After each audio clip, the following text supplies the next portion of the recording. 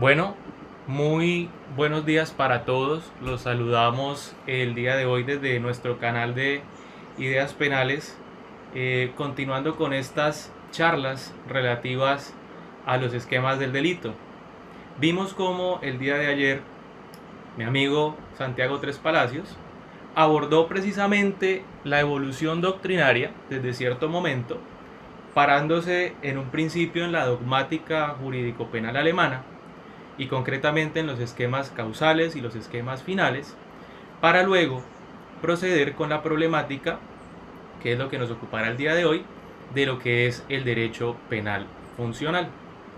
En ese orden de ideas, y antes de comenzar, queremos tanto Santiago como yo pues darles la bienvenida a este que más que nuestro canal es un espacio para todos ustedes, y que como bien lo señalaba ayer también Santiago, todo lo que se haga desde este canal buscamos que sea un homenaje para nuestro maestro Nodir Agüelo Betancourt, persona que siempre se ha caracterizado y que siempre se ha dedicado eh, a permitir que todos puedan ingresar a la discusión científica de lo que son los esquemas del delito y la dogmática jurídica del derecho penal. Es importante también hacer un agradecimiento muy especial eh, al Colegio de Abogados Penalistas. Realmente el Colegio de Abogados Penalistas nos ha permitido conocernos a muchos de los abogados litigantes de Colombia, muchos de nosotros profesores, y todas estas cosas que ustedes están viendo por redes sociales, y no solamente desde el punto de vista del derecho penal, sino que hemos visto como el doctor Rodrigo Parada, el doctor Iván Cancino, el doctor Francisco Bernate, el doctor Andrés Arango, el doctor Ronald Sanabria también, nos han mostrado todas esas posibilidades que tenemos incluso en estas épocas en las que tenemos que estar en casa, aislados, pues se puede seguir aprendiendo del derecho penal y de las distintas ramas del derecho. Entonces un agradecimiento muy especial también al Colegio de Abogados Penalistas que nos ha permitido unirnos, y eso era lo que precisamente decíamos en Barranquilla hace 15 días. Decíamos, ya estamos unidos. Bueno, habiendo hecho esa introducción, me gustaría, bueno, siempre que arranco mis clases en la Universidad Autónoma de Bucaramanga, quiero que mis estudiantes se sientan como en casa. Creo que esta es la primera oportunidad en la que lo logro con toda certeza. Y quiero que iniciemos básicamente con el tema que toqué en la conferencia que se dio en el marco del Colegio de Abogados Penalistas de Colombia. ¿Por qué? Porque es importante hablar de la dogmática jurídica del derecho penal. En esa conferencia en Barranquilla, lo que yo más quise poner de presente para todos los que estuvieron ahí era el hecho de que la dogmática jurídica del derecho penal hace referencia a algo que se llama los juegos del lenguaje del derecho penal, y en dicha oportunidad dije que era el juego del lenguaje de la libertad. Hay una anécdota que creo que es relevante para la forma en la que vamos a trabajar el día de hoy. Es una anécdota que ocurrió entre Aristóteles y Alejandro Magno. Recuérdese que en cierto momento quien fue profesor de Alejandro Magno fue precisamente Aristóteles. Hay una carta que le envía Alejandro Magno a Aristóteles donde le dice, un poco enojado, le dice: maestro, ¿cómo es posible que tú empieces a publicar todas tus obras con las cuales me enseñaste a mí? Y el reclamo que le hacía Alejandro Magno era porque él sentía que eso era algo privado, que era algo de los dos, que no se le podía dar ese conocimiento a todo el mundo. Y Aristóteles le replicaba en la respuesta a la carta y le decía: tranquilo Alejandro, no te preocupes. Acuérdate que una cosa es tener los textos, es tener las cartas, es tener las comunicaciones, y otra cosa es que estas personas puedan entender lo que se dice ahí. Y así trató de tranquilizar Aristóteles a Alejandro Magno. Yo los invito, queridos colegas, a que tengamos presente que nunca debemos manejar así el conocimiento. Hay una frase de Séneca que dice: si me ofreciesen todo el conocimiento del mundo con la única condición de no compartirlo con nadie, entonces no lo querría. Y lo que estamos haciendo con todas estas iniciativas, y especialmente desde el Colegio de Abogados Penalistas, es poder permitir que todos ingresen a la discusión científica, y concretamente hoy de un tema que no es sencillo de entender y que es básicamente lo que se entiende por derecho penal funcional. Hacia allá vamos a ir, y esa es nuestra premisa fundamental. Vamos a buscar que todos podamos incluirnos en esa discusión científica. Ahora, para empezar, entonces, y me perdonarán si por algunos momentos me toma un poco el pelo este tema de la presentación, Santiago tiene mucha más experiencia, debemos iniciar por aquí. ¿Dónde dejó las cosas Belsel? Recordemos que el día de ayer Santiago abordó hasta la teoría final de la acción. Y antes de seguir y antes de ver cómo se da este cambio en el marco del derecho penal funcional, pues hay que recordar cómo nos quedó el esquema del delito hasta ahí. Entonces recordemos que el concepto jurídico penal de acción está enmarcado por algo que se llama la finalidad. La esencia de la acción para el finalismo se trata de que es un fenómeno final. El hombre, a partir de su razón, puede viajar hacia adelante y hacia atrás y así usar la causalidad, puede dominarla, por eso puede existir también un dominio del hecho frente a la acción final, y domina el hecho a partir de esa racionalidad, y entonces el dolo, como parte de la acción, debe incluirse dentro de la tipicidad. Porque si la tipicidad valora la conducta y la conducta es un fenómeno final, pues no se puede hacer lo que hacían los partidarios del esquema clásico y neoclásico, que era sacar esa parte de la acción y trabajarla en la culpabilidad. Porque recordemos que para Belsel aparecen muchos de los conceptos fundamentales de su teoría de la acción final son a partir de cuestiones ontológicas. Por eso ahí vemos en el numeral sexto que nos habla de las estructuras lógico-objetivas. Aquellas cuestiones prejurídicas que el derecho no puede cambiar, que no puede alterar, que solo puede reconocer. Eso pasaba con la acción. La acción era un concepto de naturaleza final en su ontología, en su ser, y por tanto la tipicidad debía incluir ese aspecto objetivo y subjetivo. En clase, ¿cómo explico yo que está configurada esta tipicidad? Con una moneda.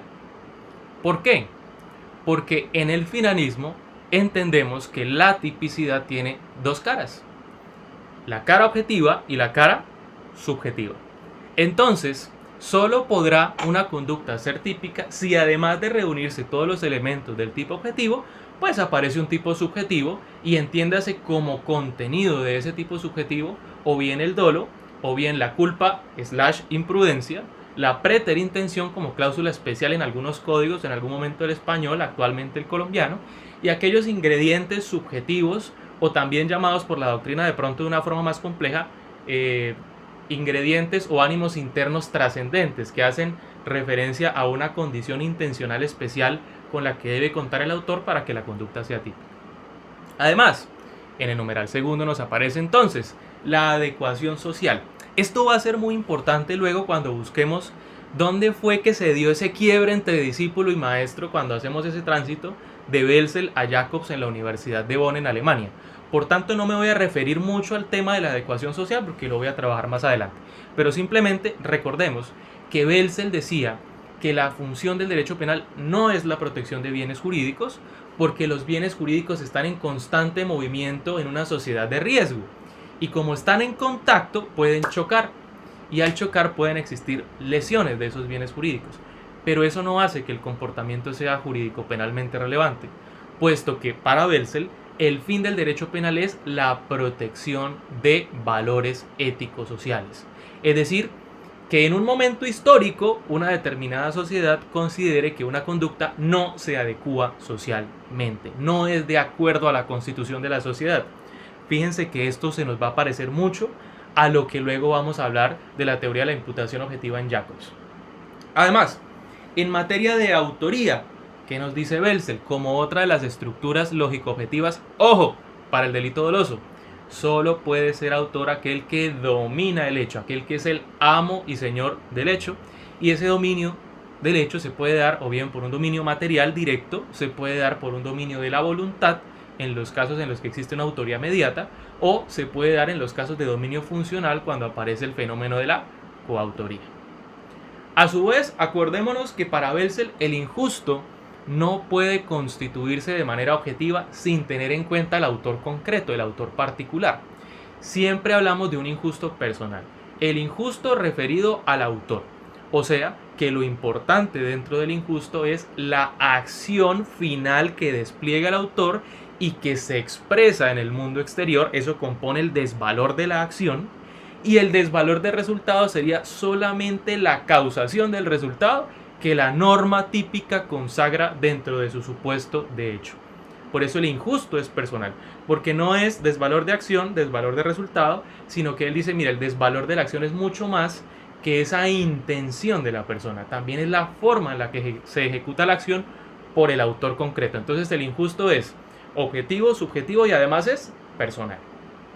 Además, en materia de culpabilidad, ya que Belzel puso el dolo en sus palabras donde debía estar y dejó arriba la conciencia de la antijuridicidad, la imputabilidad y el juicio de reproche, esto es, la no exigibilidad de otra conducta, entendemos que la culpabilidad como categoría dogmática tiene una naturaleza netamente normativa.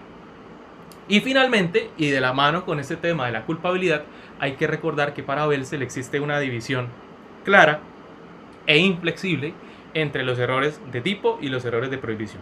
Porque los errores de tipo, en principio, regla general, son cuestiones que pueden llegar a excluir el dolo, mientras que los errores de prohibición guardan relaciones con la conciencia de la antijuridicidad.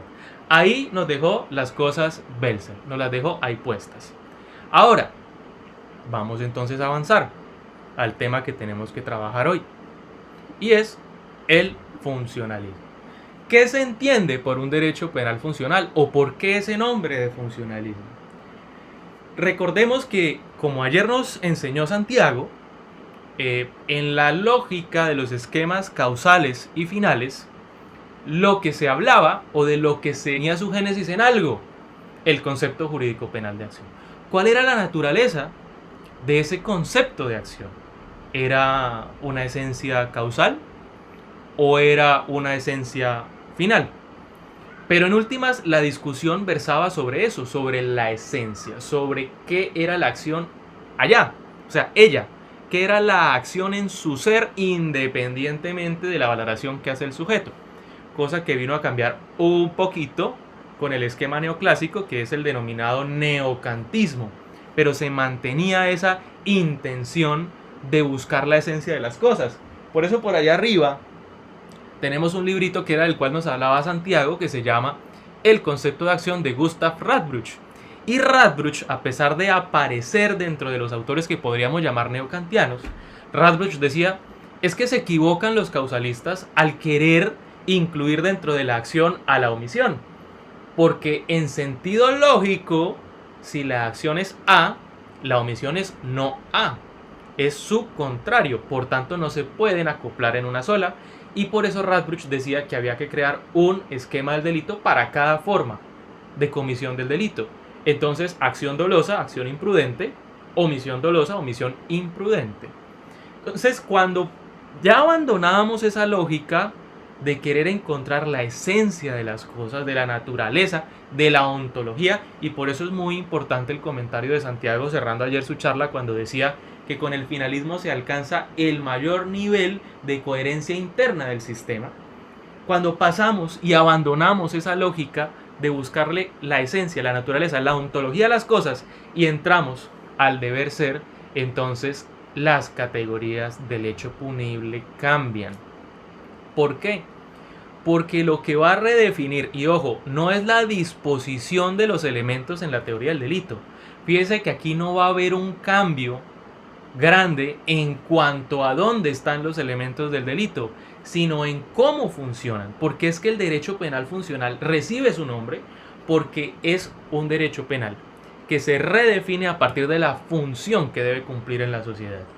Y eso tiene que tender a flexibilizar esa lógica interna que alcanzamos en el finalismo y que fue el objeto de discusión más que todo lógico, sistemático, interno de los esquemas causales y finales.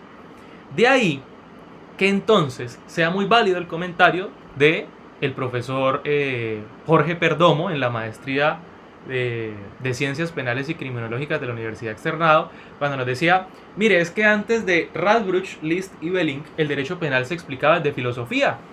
En Kant, la metafísica de las costumbres. En Hegel, principios generales del derecho. Y cuando aparece List, Belling y Radbruch, estaban cansados de que el derecho penal se explicase desde la filosofía. motivo por el cual deciden crear esa ciencia del derecho dogmática y unas categorías para no tener en lo posible que volver a interpretar el delito desde Kant y Hegel. Y ahí es donde vienen los esquemas causales y finales. Y luego regresamos a la filosofía del derecho por cuenta del derecho penal funcional y ya vamos a ver cómo. Puestos ahí, en ese panorama de que vamos a entrar en la ciencia del deber ser, en el replanteamiento de las categorías dogmáticas conforme al deber ser, a la función que debe cumplir el derecho penal en una sociedad, entonces vamos a ver a dos autores, a Roxin y a Jacobs, que los hemos denominado para efectos de esta exposición como funcionalismo principialista y a su vez como funcionalismo sistémico. Entonces, recuérdese lo que también nos comentaba ayer Santiago. Sobre estos temas se han escrito toneladas de libros y se podrán seguir escribiendo toneladas de libros. Pero nuestra intención es permitir que todos ingresen a este debate. Vamos a tratar de avanzar haciendo simple lo complejo sin perder la rigurosidad científica. O sea, al más claro ejemplo de nuestro maestro Nader Agüelo Betancourt. Recordemos además que estos no son los únicos autores que hablan de funcionalismo en España, en Colombia, en Chile, en Argentina, en Italia, en España nuevamente. Hay muchos autores, pero hoy nos vamos a referir a estos dos principales, Roxin y Jacobs. Y de pronto vamos a hacer alguna especie de referencia a algunos de sus discípulos que también desarrollan sus ideas. Vamos allá, vamos a empezar entonces por Roxin. Entonces, ¿qué pasa con Roxin? El denominado funcionalismo principialista aparece históricamente en una época en la que se había utilizado la ley y se había utilizado las categorías del delito que tenían una estructura rígida para legitimar la violencia, sobre todo en Alemania. Creo que no hay que hacer referencia a qué momento histórico estamos hablando. Entonces, la propuesta de Roxin lo que decía es, mire, ustedes siempre han querido considerar que hay dos cosas independientes y que cada una va por su lado. La sistemática del delito, esquemas del delito que vimos ayer, y por otro lado la política criminal, o sea, hacia dónde apunta el Estado para cumplir sus fines conforme al derecho penal. Ustedes han querido decir que es o lo uno o lo otro. Entonces, si queremos dar un énfasis político-criminal, nos olvidamos del sistema del delito. Y si queremos ser partidarios del sistema del delito, esa lógica y esa rigidez interna nos excluye la posibilidad de hablar de política criminal. Y Roxin dice, no, eso no es cierto. Y mi propuesta va a girar en torno a lo que vemos allá arriba, constitucionalización del derecho penal, y por eso aparece el pensamiento problema. Hay un libro que es un homenaje que se le hace a Roxin por parte de sus discípulos, encabezado por Schneemann, que trae una introducción de Jesús María Silva Sánchez y luego también se pronuncia Schneemann, y es un texto precioso desde el punto de vista que tiene una claridad impresionante para explicar todo este tema del pensamiento problema. Vamos a tratar de resumirlo así. Para Roxin y para su propuesta, a pesar de que no abandonamos el sistema del delito, los esquemas del delito, tenemos que orientar las categorías dogmáticas conforme a la política criminal que está establecida por los principios constitucionales del derecho penal. ¿Qué quiere decir? Que a pesar de esa rigidez y a pesar de que no vamos a modificar la disposición de las categorías tipicidad, antijuricidad y culpabilidad, lo que sí es que las vamos a orientar, las vamos a dotar de sentido con unos principios constitucionales que existen en pro de dar un cumplimiento a la política criminal del Estado. Por eso hay muchos autores que en Colombia les gusta Roxin, porque es una salida jurídica. Es decir, ¿dónde viene el cambio? Lo ancla a la constitución política de cada Estado, y en ese orden de ideas esos principios son los que van a dotar de sentido al esquema del delito en el sentido de la interpretación que hace el profesor Roxin, profesor emérito de la Universidad de Múnich, y cuyo manual es el que muchos de nosotros, al que muchos de nosotros hemos tenido mayor acceso. Entonces, ¿qué pasa con las categorías dogmáticas?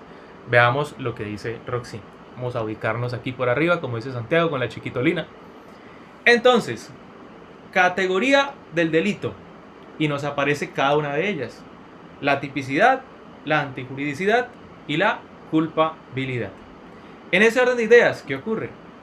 Que la tipicidad va a tener que verse orientada y dotada de sentido por un principio, y ese principio es el principio de legalidad. Y aquí nos acordamos de Feuerbach, apellido traducido al español Arroyo de Fuego, Johann Anselm von Feuerbach. Y Feuerbach nos decía que no puede haber delitos sin pena, ¿cierto? Sin ley previa, sin ley clara, sin ley estricta y demás, ¿sí? Nulo un crimen sin ley.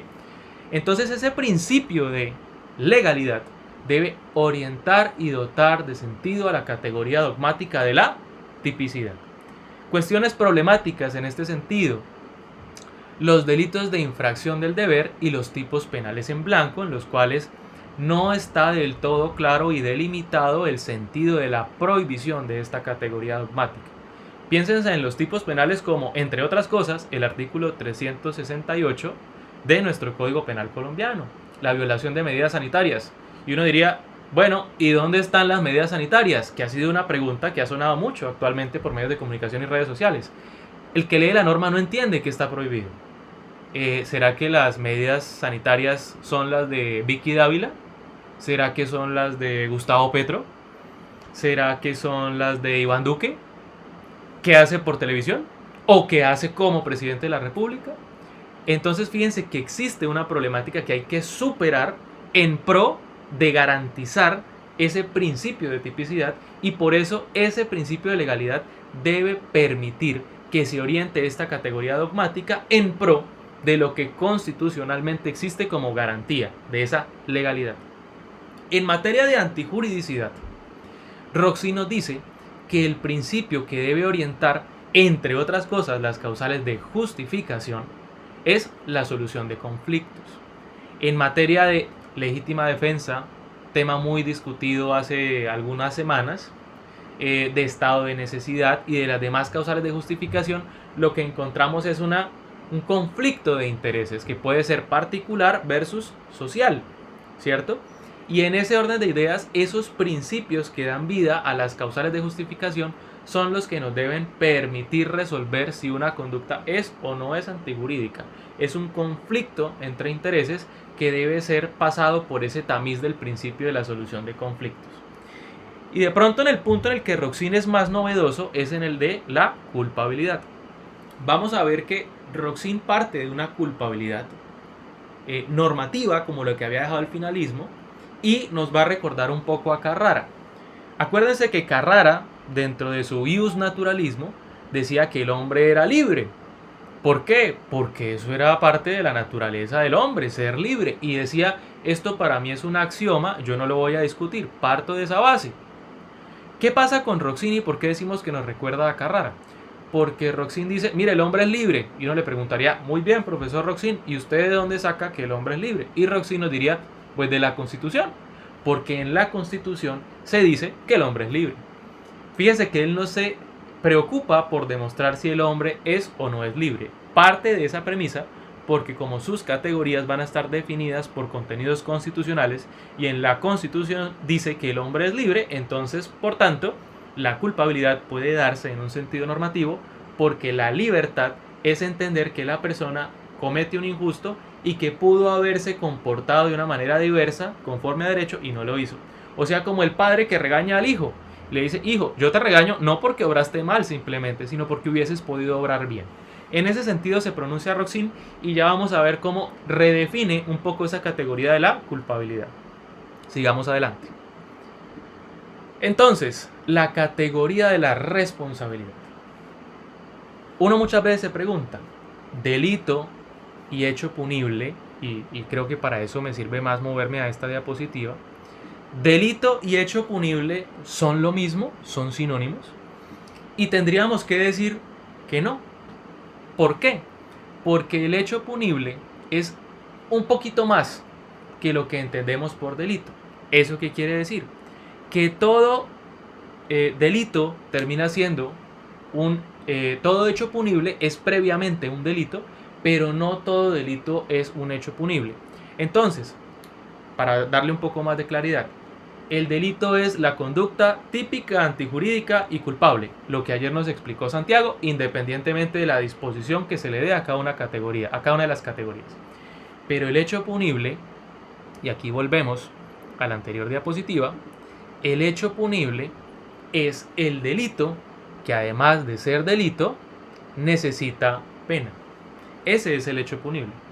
Por tanto, puede haber un delito que no sea hecho punible porque, a pesar de ser una conducta típica, antijurídica y culpable, no necesite pena. Pero lo que sí no puede haber es un hecho punible que no sea previamente delito. Traigámoslo al panorama sencillo y sobre todo contemporáneo. Piensen en el principio de oportunidad. Todas las causales del principio de oportunidad parten de la premisa de que hubo un delito y que el Estado en principio podría adelantar la acción penal. Pero, por cuestiones, y aquí nos acordábamos de Roxin, de política criminal, le resulta mejor al Estado pues no ejercer la acción penal por X o Y circunstancia, y ahí cambian las causales propias de aplicación del principio de oportunidad. O sea que fíjese cómo hay una diferenciación también entre delito y hecho punible, porque el hecho punible es el delito que necesita pena. Ya vamos a ver cuándo dice Roxin que un delito necesita pena. Eso es de lo que nos vamos a referir un poco más adelante. Quiero que hablemos ahora de uno de los aspectos más importantes en materia de derecho penal funcional, porque se ha dicho que es como ese nuevo instituto jurídico de especial trascendencia en materia de la teoría del delito, y es justamente la teoría de la imputación objetiva. Roxin no la inventa, y eso ya lo hablamos el otro día en uno de los hilos que colgamos por Twitter. Si quieren pueden ir a revisarlo, y si no, más tarde cuando ya acabe la conferencia lo subo, de cuáles son los orígenes de la teoría de 1. Teoría de la imputación, 2. Teoría de la imputación objetiva, 3. Teoría de la imputación objetiva del resultado, que son cuestiones distintas, ¿cierto? Pero Roxin es muy famoso porque creo que es también por un tema de facilidad de lectura y de que se ha promovido mucho su manual, pues es muy reconocido por la teoría de la imputación objetiva, conforme a él la propone. Veamos este esquema que tenemos aquí abajo, ¿listo? Entonces, fíjese que la teoría de la imputación objetiva, y en Roxin se ve mucho el tema de la teoría de la imputación objetiva del resultado, lo que buscamos es establecer una relación entre una acción y un resultado. Sabemos que la causalidad es un elemento para poder atribuir un resultado a una acción, pero que no es el elemento determinante.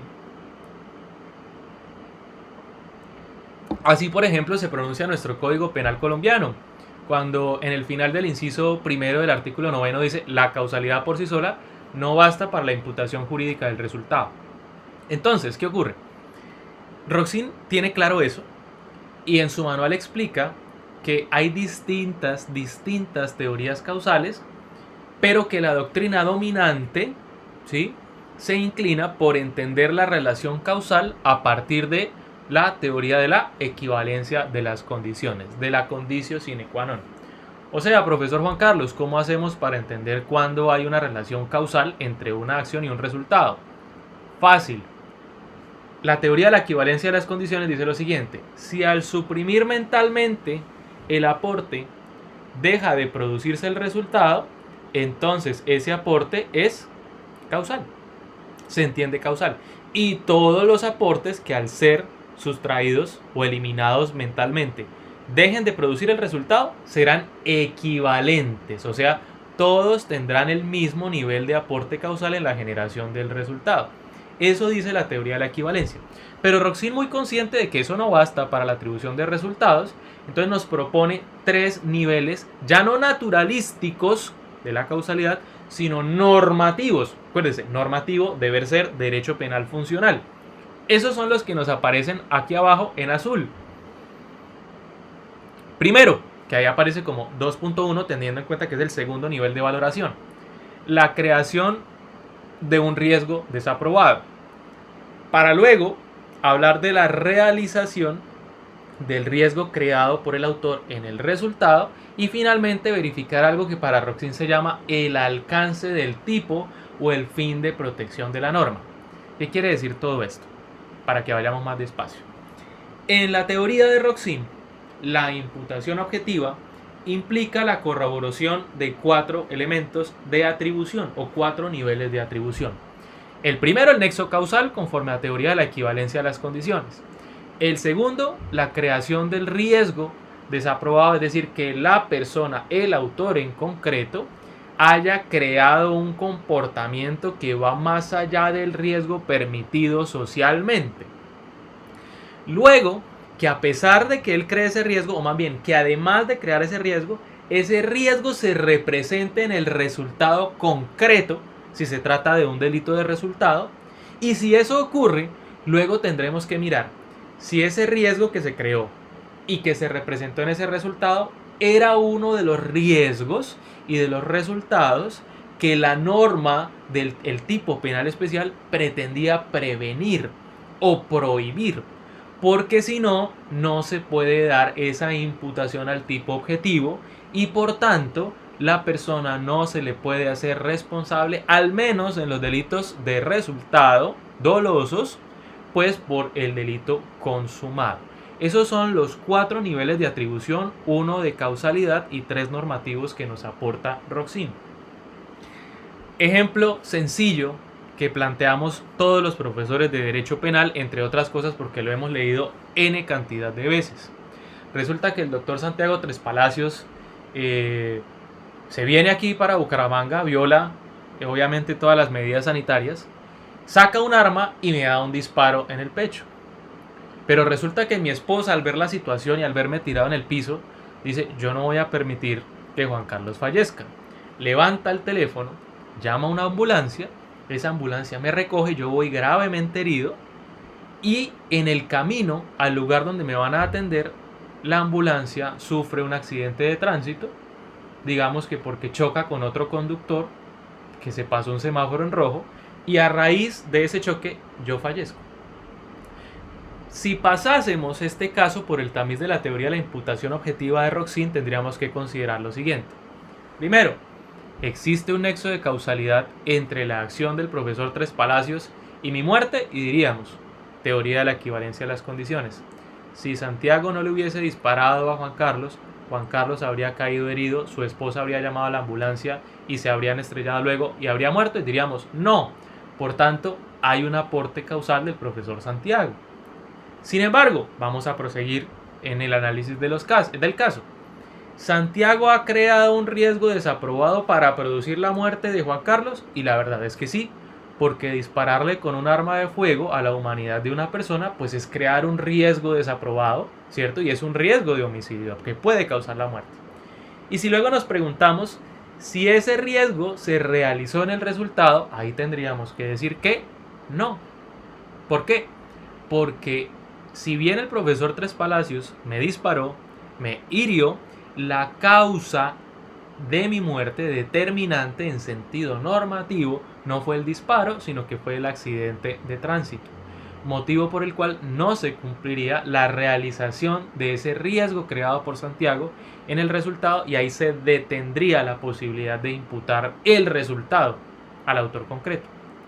Ahora, no es que Santiago quede impune, porque sería un delito de tentativa de homicidio, pero no hay una posibilidad de atribuirle el resultado. Eso como para que lo tengamos claro, de cómo funcionan estos niveles de atribución en Roxin. Ahora, ¿de qué nos habla Roxin cuando nos dice el alcance del tipo? Y voy a tratar de ser muy claro en este ejemplo, porque cuando uno lo lee en el manual es bastante complicado. Resulta que Roxin pone un caso donde hay 3 ciclistas. Ciclista número 1, ciclista número 2 y ciclista número 3. Dice que los 3 ciclistas van conduciendo en la noche. Estos 2 van en este sentido y este va en el otro. Van en sentido contrario. Resulta que van conduciendo en la noche y ninguno trae puesta una luz que permita iluminar el camino que están recorriendo. Y por esa situación colisionan los 3. Entonces se pregunta Roxin, el ciclista que venía acá de último, que venía en la parte de atrás, aquí vienen 2 y acá viene 1, este último que también resulta inmerso en el choque, podría ser responsable de las lesiones que hubiesen, digámoslo, sufrido los demás. Y él trata de pasarlo por ese tamiz y dice, bueno, nexo de causalidad, pues sí, si él no hubiese transitado la vida y si no lo hubiese hecho sin luces, pues seguramente el resultado no se produce. Equivalencia a las condiciones. Ahora, conducir en la noche, sin la debida iluminación, crea un riesgo desaprobado? Y la respuesta es sí. Entre otras, viola deberes de cuidado que están consagrados en normas de tránsito. Entonces hay una creación de un riesgo desaprobado. Tercero, ¿ese riesgo se representa en el resultado? Sí, indistintamente. Cualquiera de ellos que hubiese llevado sus luces, pues habría evitado la colisión porque se habrían podido ver. Entonces, ¿qué pasa cuando analizamos el alcance o el fin de protección de la norma? Que Roxin dice, ojo, porque el hecho de que el segundo ciclista, el hecho de que él no lleve sus luces encendidas, esa norma solo tiene un sentido para evitar las colisiones propias, no para evitar las colisiones ajenas. Entonces lo que él nos dice es, el tipo penal de lesiones personales culposas no permite abarcar el sancionar a la persona que no lleva, en este caso, las luces encendidas, porque realmente esa norma solo tiene sentido para evitar las colisiones propias, no las ajenas. Muchos de ustedes podrían decir, oiga profesor, ¿y eso no se puede más bien trabajar dentro del peldaño de la creación del riesgo desaprobado? Porque uno entendería que ese no era el riesgo que el tipo penal pretendía combatir, o sea, ese no era el riesgo desaprobado para ese delito en concreto.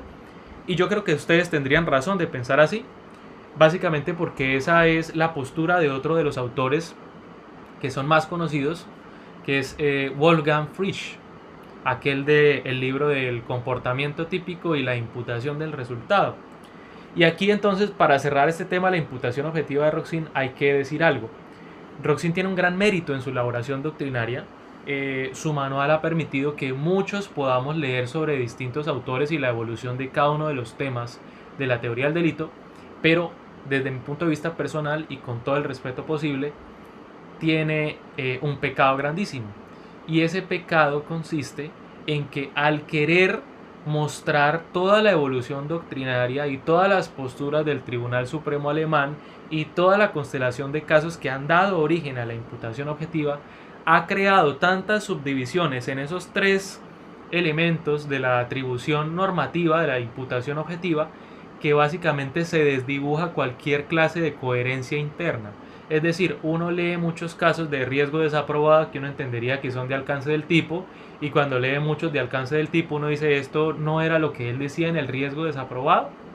Digamos que en Roxin es muy normal encontrar esas salidas donde él dice y la opinión dominante se adscribe a esto y él se suma a la opinión dominante, y muchas veces no nos dice el por qué. ¿Por qué no discrepar? Claro, él también lo hace en otras posturas, pero cuando se adscribe muchas veces no entendemos el por qué. O sea, no hay una coherencia interna que nos permita decir en todos los casos el por qué hay esa disposición sistemática para Roxin en materia de imputación objetiva. Ahora, vamos a hablar ahora de otro tema importante en Roxin. Y es que, como habíamos dicho, Roxin redefine la categoría de la culpabilidad. ¿Por qué la redefine? Básicamente porque para Roxin a la culpabilidad había que añadirle algo, a ese juicio de reproche había que añadirle algo, que era lo que hacíamos referencia aquí, la necesidad de la pena. Y cuando a esa culpabilidad como categoría dogmática le añadimos la necesidad de la pena, aparece una supercategoría más grandecita, que sería culpabilidad más necesidad de pena. Y esa categoría se llama la responsabilidad. La categoría de la responsabilidad. Y esto es importante porque eso quiere decir que Roxin lo que llega a la conclusión que llega en este punto es que se puede unificar la teoría del delito y la teoría de la pena en un solo lugar, porque ya habíamos dicho que el hecho punible es aquel delito que necesita pena, y si Roxin amplía la categoría de la culpabilidad a la responsabilidad y le incluye este elemento, entonces podemos por primera vez en mucho tiempo entender que hay una unión entre la teoría del delito y la teoría de la pena. Ahora el problema es, y era lo que planteábamos hace unos minutos, ¿cuándo se entiende que un delito necesita pena? ¿Cómo hacemos para llegar a esa conclusión de si un delito necesita pena? Entonces Roxin aparece con una teoría que se llama, o en una conferencia lo expone, que se llama culpabilidad y prevención. Dice Roxin, y aquí nos vamos a acordar de alguno de los diálogos de Platón, en el cual Sócrates tiene un interlocutor y le dice: Nemo prudens punit quia peccatum est necepet setur. O sea, en español, ningún hombre prudente castiga porque sea pecado, sino para que no se peque. Y aplicado al derecho penal sería: no se impone una pena porque ha habido un delito, sino para que no se cometan delitos. De esa frase nacen normalmente la clasificación de las penas o de las teorías de la pena, como las teorías absolutas, si nos acordamos de Kant, de la ley del talión, de la retribución en sentido de justicia por la justicia, y por el otro lado nos aparece las teorías relativas de la pena, que son aquellas que imponen la sanción por algo más que el hacer justicia. No se impone la pena porque hubo delito, sino para que no haya delito. Por eso normalmente en los textos lo encontramos como teorías de la pena que a peccatum est, porque ha habido delito, y las otras dicen teorías de la pena nepet setur, para que no haya delito. Roxin dice: mire, dentro de esas teorías absolutas y relativas yo me voy a casar con una. Las relativas, las teorías de la prevención. La pena se impone para que no hayan delitos. Por eso para Roxin el fin del derecho penal o la función del derecho penal es la protección subsidiaria de bienes jurídicos. ¿Qué quiere decir protección subsidiaria de bienes jurídicos? Fácil. Yo normalmente en clase de derecho penal especial lo explico así. Yo les digo: muchachos, ¿el derecho penal protege bienes jurídicos? Y me dicen: sí. Yo les digo: bueno, ¿el derecho penal protege el bien jurídico del patrimonio económico? Y me dicen: sí, señor. Yo les digo: perfecto.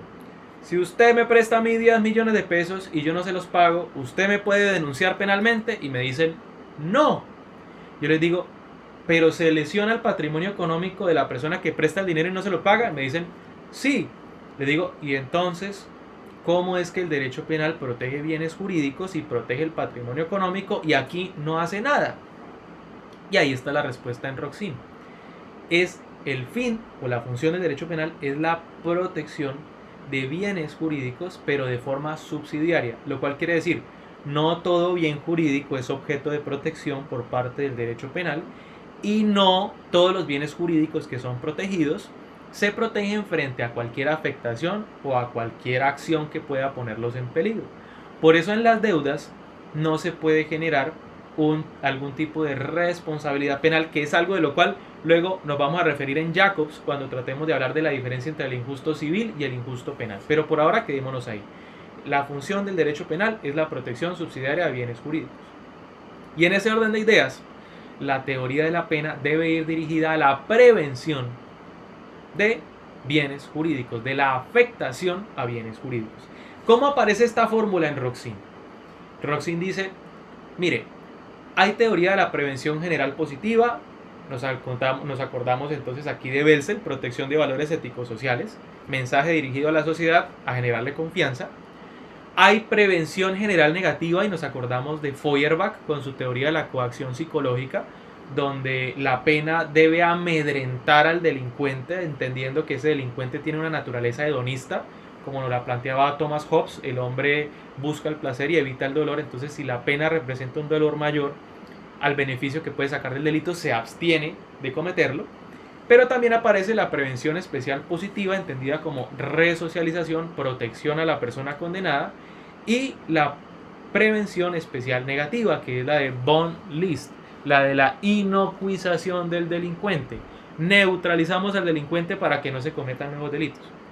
Dice Roxin: dentro de mi teoría de la prevención, no voy a escoger una de esas 4 que ustedes ven ahí, sino que las voy a unificar. Porque lo que ustedes no han tenido en cuenta es que esas prevenciones aparecen como un sistema de pesos y contrapesos. Se van a empezar a limitar unas con otras. Y se pueden limitar, entre otras cosas, porque, dice Roxin, existen 3 momentos de la pena. Esos 3 momentos de la pena son los siguientes. En primer lugar, la conminación. En segundo lugar, la imposición. Y finalmente, la ejecución. La conminación es cuando el legislador crea el tipo penal y dispone que esa conducta tendrá una sanción de prisión, de multa o privativa de otros derechos de tal índole y de tal cantidad, cualitativa y cuantitativamente. En ese momento de la conminación penal tiene especial trascendencia la prevención general, tanto positiva como negativa. Es decir, esas distintas prevenciones van a empezar a aparecer y a conjugarse durante esa existencia de esos momentos de la pena. Entonces, en la conminación, ese es el momento estelar de la prevención general, tanto positiva como negativa. Por eso el legislador dice, ¿qué pena requiere tal delito? Una pena que amedrente y una pena que satisface la expectativa social, ¿cierto? Entonces, en la conminación aparece fuertemente la prevención general. Luego pasamos a la imposición, que es el momento donde el juez dice, y la pena será de tanta en la sentencia. En esa imposición, como ya se le está atribuyendo, se le está imponiendo, valga la redundancia, la pena del sujeto en concreto, ya entra en juego la prevención especial. ¿Cuánta pena necesita el autor? ¿Cuánta pena necesita la sociedad? ¿Y cuánta pena necesita el autor concreto? Y empiezan a modularse, porque se podría llegar a imponer una pena inferior a la que se había puesto inicialmente en la etapa de la conminación por una carencia de prevención especial. Y en la ejecución, cuando ya es el momento en el que se está purgando la pena, puede ocurrir que ya la prevención general, la prevención especial desaparezca al 100%. Ya la persona no necesita pena y por eso, entre otras cosas, en algunos delitos, digámoslo ya un tema de derecho penal moderno y colombiano, pues pueden aparecer unos mecanismos sustitutivos, unos subrogados penales que dicen, oiga, si ya cumplió cierta cantidad de pena, pues ya no la tiene que cumplir de tal forma.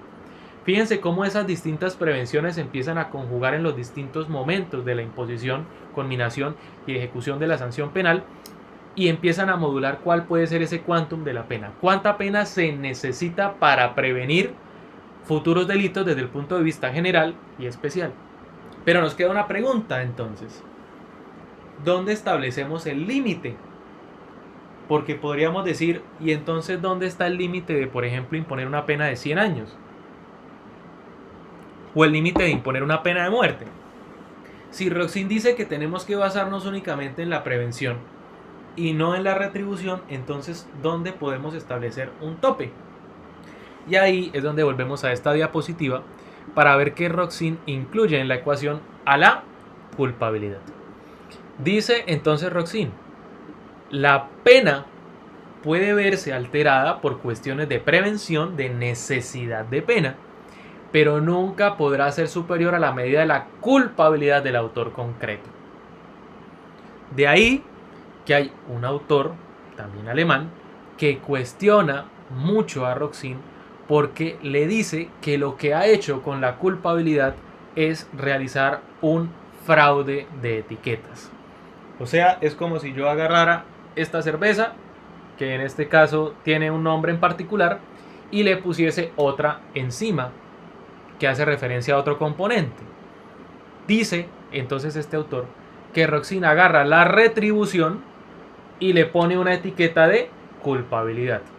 O sea que ese objetivo que él buscaba de no usar la retribución realmente no lo cumple, porque lo que termina diciendo es que la pena nunca puede ser superior a la culpabilidad del autor, y le dice, mire, eso básicamente es hablar de retribución, retribución a la culpabilidad, usted está retribuyendo la culpabilidad del hecho. Entonces, ¿cómo funciona, independientemente de que la compartamos o no la postura de Roxin en materia de teoría de la pena? Nos dice, para que se pueda imponer una sanción debe haber un delito típico, antiteórico y culpable. Además de eso, debe necesitar pena, y la necesidad se entiende en el contexto de la teoría de la prevención general, especial, positiva y negativa. Y esa prevención se establece dependiendo del momento en el que estemos, conminación, imposición o ejecución. Y a su vez, esa pena nunca puede ser superior a la culpabilidad, pero sí puede ser inferior por cuestiones de ausencia de necesidad de pena en clave de prevención especial, positiva o negativa. Pensemos en los llamados casos de pena natural. Yo tengo mi familia, salgo en un viaje, no sé, a un municipio cercano de Bucaramanga y sufro un accidente de tránsito, el cual se produce porque yo violé varias normas de tránsito y esa fue la causa del accidente en el cual muere toda mi familia menos yo. Uno se pregunta, ¿habría una conducta típica, antijurídica y culpable? Y la respuesta es sí, sí la hay. Hay una conducta que puede configurarse en distintos delitos de homicidio imprudente, todos en mi cabeza por haber sido el autor en ese caso particular. La pregunta es, ¿necesitaré yo pena después de haberle causado de forma imprudente la muerte a toda mi familia? Y diríamos, ¿qué diría la sociedad? Pues dirían, hombre, pobre tipo, toda la vida tendrá que llevar ese peso de que mató a su familia. No hay una necesidad de prevención general. ¿Será que yo necesito, o más bien que la sociedad necesita que me sancionen a mí para que le tengan miedo y sepan que la norma existe, como decía Feuerbach? No, tampoco se necesita. ¿Será que por el delito que yo cometí, yo termino siendo un peligro después de lo que me pasó?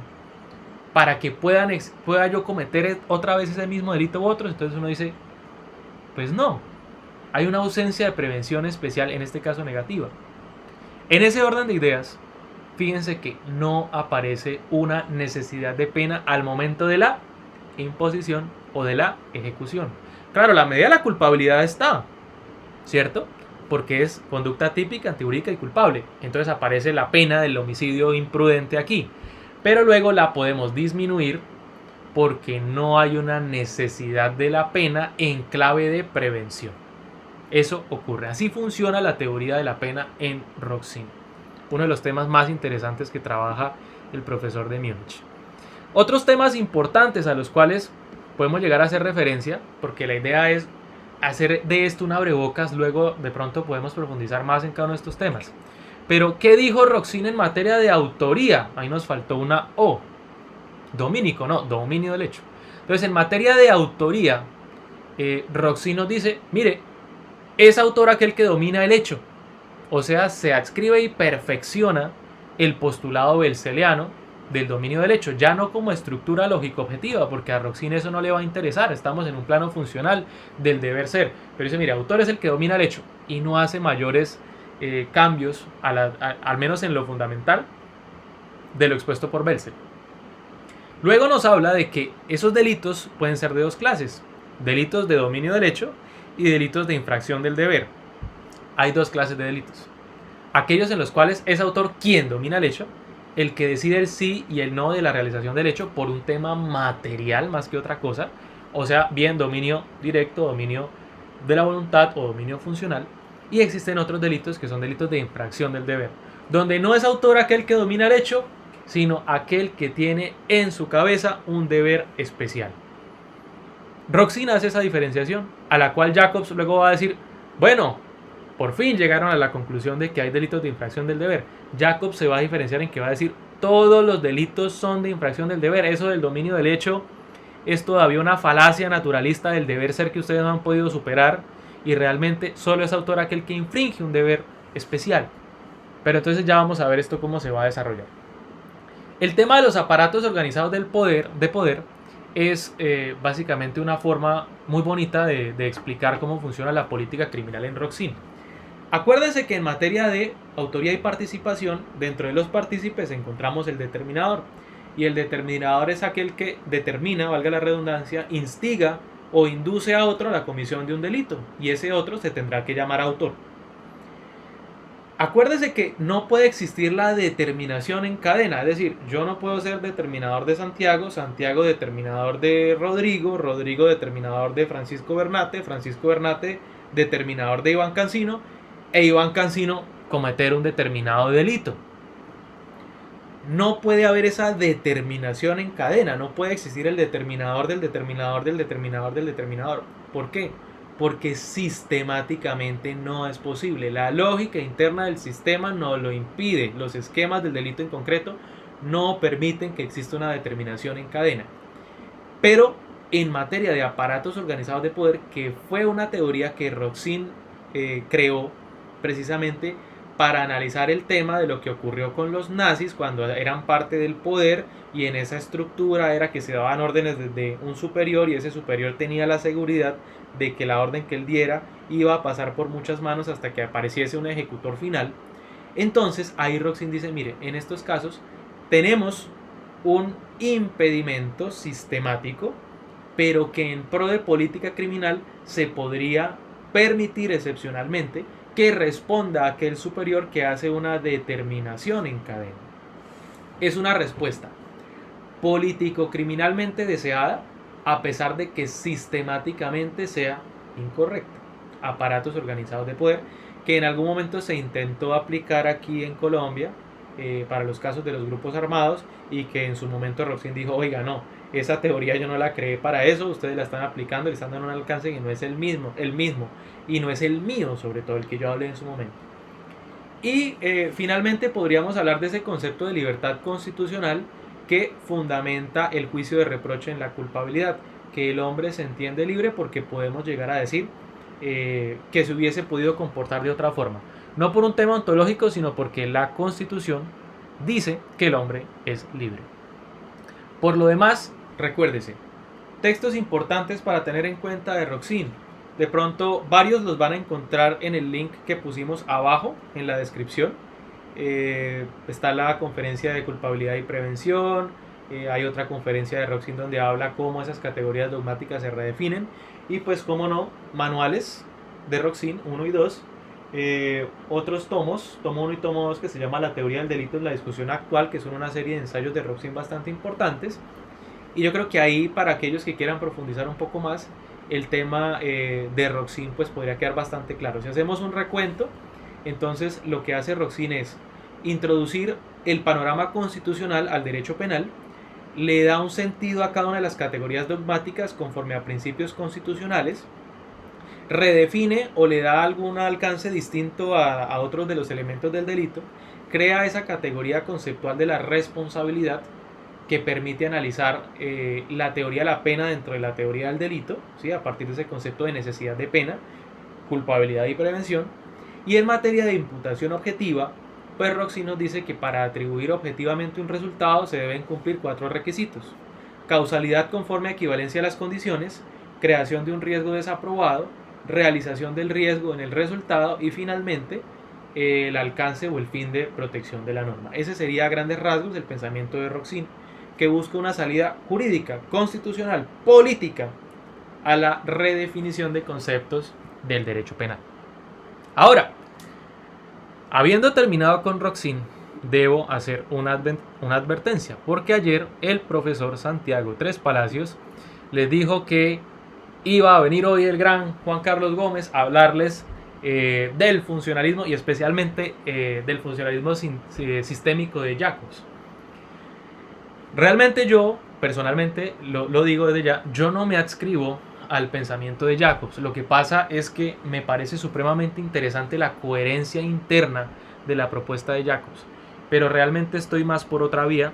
No me he podido desprender de argumentos de filosofía moral que me impiden adscribirme al 100% al pensamiento de Jacobs.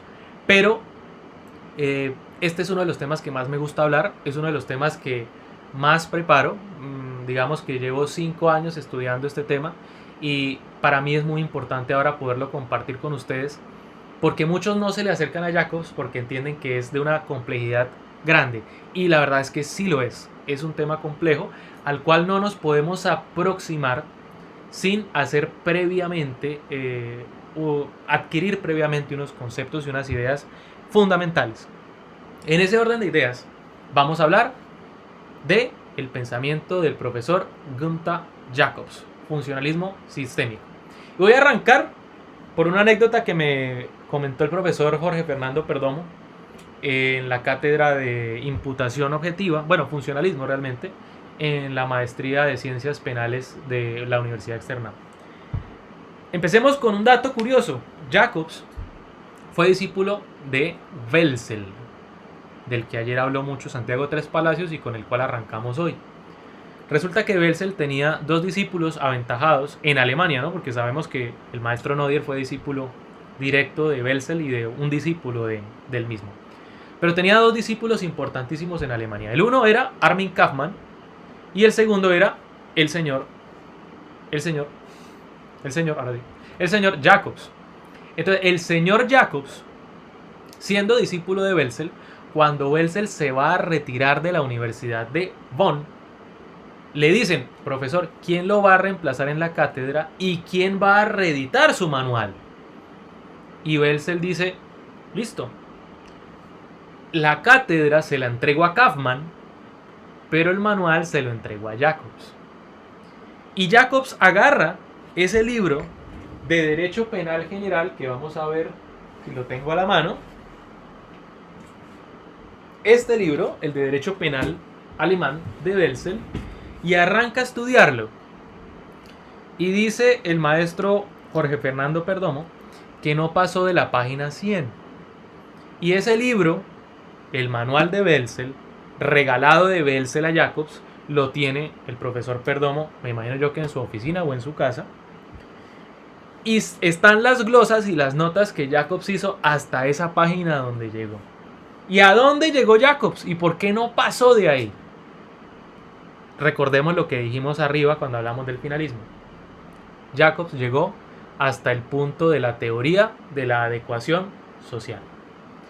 Jacobs entendió que él no estaba en condiciones de reeditar un manual que para él pues era antiguo, que no era la manera propia de abordar ahora el derecho penal y la teoría del delito y de la pena. Y entendió que había que escribir un libro nuevo. Por eso nunca se reeditó ese manual de Welzel por Jacobs, porque Jacobs se dio cuenta que no podía hacerlo, que había que escribir un nuevo libro. ¿Y cómo se escribe ese nuevo libro? Y Jacobs lo tiene muy claro. Parte de dos pilares fundamentales: la filosofía del derecho de Hegel y la teoría de sistemas sociales de Niklas Luhmann. Y aquí les voy a pedir que presten mucha atención, no se desconecten un segundo, porque los temas que vamos a hablar, si bien inicialmente pueden ser muy complejos, voy a buscar aterrizarlos al máximo posible. Ese es mi objetivo. Si no, es como cuando uno va a clases de alguna universidad y le dicen, uy, qué profesor tan bueno. Ah, sí, ¿qué le entendió? No, no le entendí nada, pero es muy bueno porque está hablando de cosas súper complejas. No, aquí buscamos que todos entiendan. Vamos a arrancar por Luhmann. Luhmann fue un sociólogo que se dedicó a cambiar el paradigma de las ciencias sociales y especialmente de la sociología en cuanto a su método.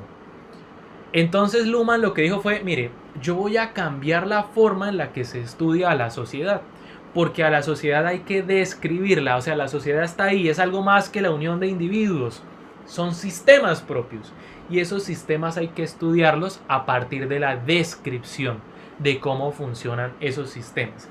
Y Luhmann arranca la siguiente premisa: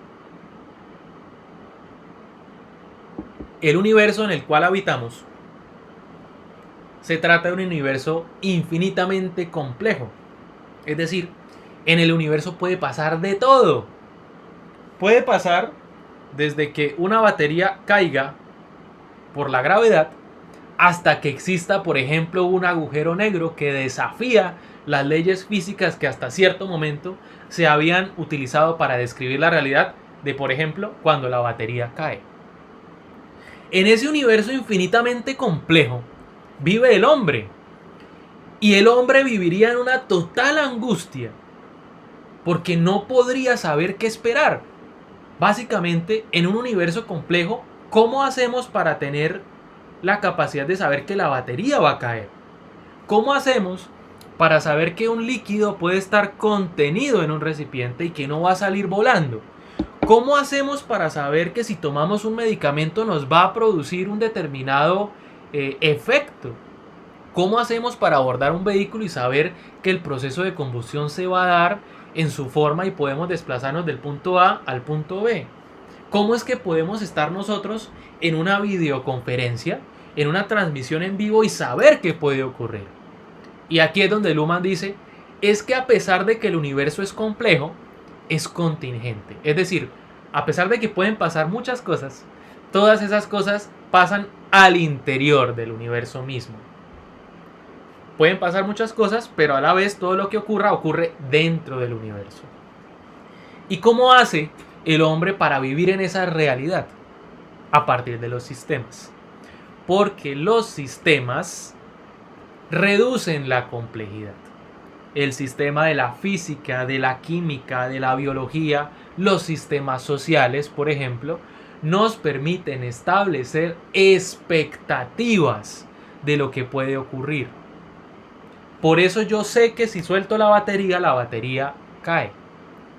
Porque sabemos que la física describe cómo se comportan los objetos en unas determinadas condiciones. Y por eso también podemos vivir en otros contextos que hacen parte de nuestro mundo, de nuestro universo infinitamente complejo. Los sistemas reducen la complejidad del universo. ¿Cómo lo hacen? Primero, de ese universo tan amplio, escogen una partecita, leyes de la física. Y esas leyes de la física le reducen su complejidad a partir de la generación de leyes que nos permiten anticiparnos, saber qué puede ocurrir, originar expectativas sobre lo que puede ocurrir en un universo infinitamente complejo, pero a la vez contingente. Y dentro de esos sistemas aparece la sociedad. La sociedad es un sistema que está compuesto de otros subsistemas. Entre otras cosas, aparece el derecho. El derecho es un sistema de la sociedad, es un subsistema social. Y ese subsistema social tiene como función reducir la complejidad. ¿Y cómo se reduce la complejidad? A partir de la comunicación. Si yo en épocas de no coronavirus salgo a la calle y le extiendo la mano hacia alguien, esa otra persona va a entender lo que quiero decir y yo espero que me dé la mano. Si no me da la mano, yo lo voy a tomar como un tema de que no existe una cortesía, la persona es descortés, porque lo que se espera de alguien que extiende la mano es que la otra persona se la estreche. Eso es comunicación. Comunicar es que yo pueda sobre otro dirigir una expectativa de comportamiento. Yo espero que algo ocurra. Y a partir de eso es que yo puedo vivir en un mundo supremamente complejo, pero a la vez contingente. Porque los subsistemas me dicen yo qué puedo esperar de qué situación y de qué persona en concreto. Dentro de esos sistemas hay una diferenciación entre sistemas psíquicos y sistemas sociales. Los sistemas psíquicos son aquellos que hacen parte del individuo en su mera individualidad. En cambio, los sistemas sociales son comunicacionales porque cuando aparecen distintos sujetos puede existir esa comunicación efectiva entre ellos en el acoplo, en el acoplamiento del sistema social a partir de esa comunicación de expectativas. Ahí aparece una foto de un libro de Luhmann que se llama El amor como pasión.